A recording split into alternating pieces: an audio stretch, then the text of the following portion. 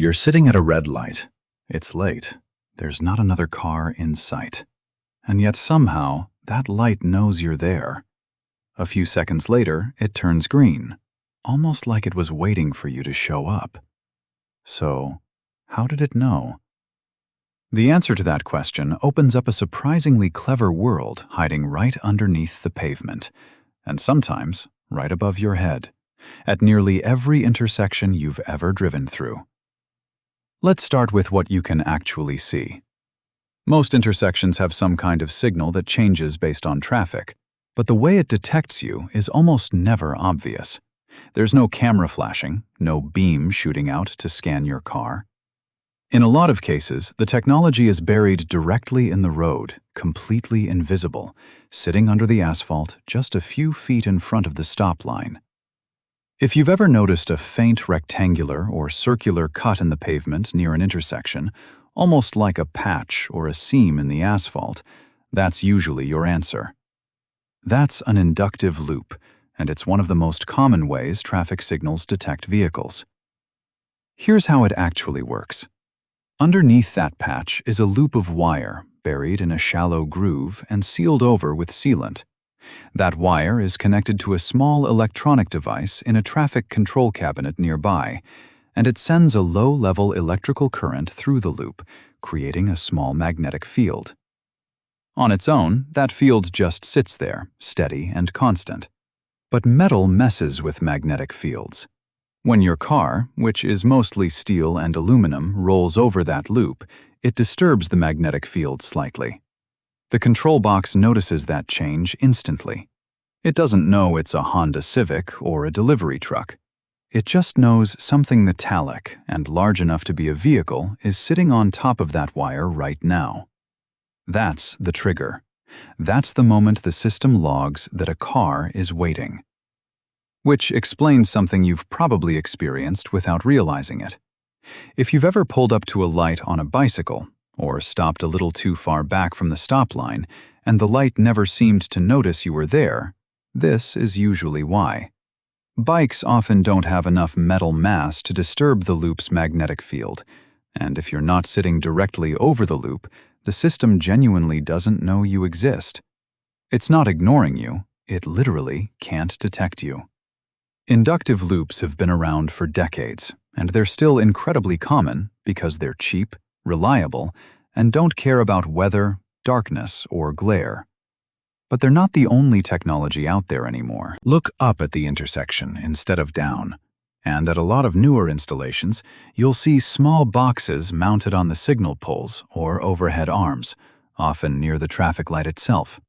These are usually camera-based detection systems. They use video image processing to watch the lanes approaching the intersection. The system isn't trying to identify your car or read your license plate.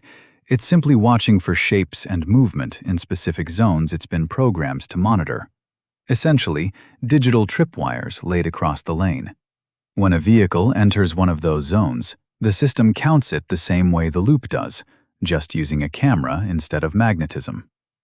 Some intersections use radar or microwave sensors instead, which bounce a signal off approaching vehicles to detect speed and presence, especially useful on high-speed roads where stopping distance matters, and the system needs to know a car is coming before it even reaches the intersection. And in some places, you'll still find good old-fashioned pedestrian buttons and pavement-mounted push sensors for turn lanes, which work exactly like they look. A simple manual trigger telling the system, "Someone's here, please account for me." So now you understand how the intersection notices you. But noticing isn't the same as deciding. Detection is only step one. The real brain of the operation is sitting quietly in a metal cabinet, usually painted gray or green, standing at the corner of the intersection like street furniture nobody ever looks at twice. Inside that cabinet is the traffic signal controller, a specialized computer whose entire job is to take in detection data from every direction of the intersection and decide, second by second, what the lights should do next. This is where a lot of people's assumptions about traffic lights turn out to be wrong. Many drivers assume every light runs on a fixed timer, cycling through the same pattern all day, regardless of traffic. And some do work exactly that way, especially in dense urban grids where predictability actually helps traffic flow better than reacting to every single car. But at a huge number of intersections, especially in suburban and rural areas, the signal is actively responding to real-time demand. The controller is constantly asking questions like, is anyone waiting on the side street? Has the main road been green long enough that side traffic is starting to back up? Is a pedestrian button being held down?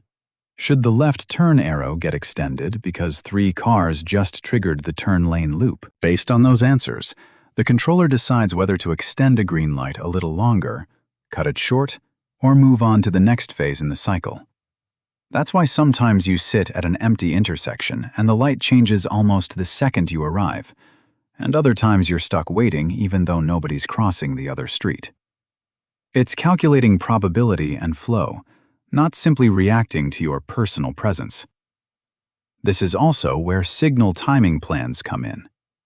During rush hour, a controller might be programmed to give the main road longer green phases because that's where the heaviest flow is.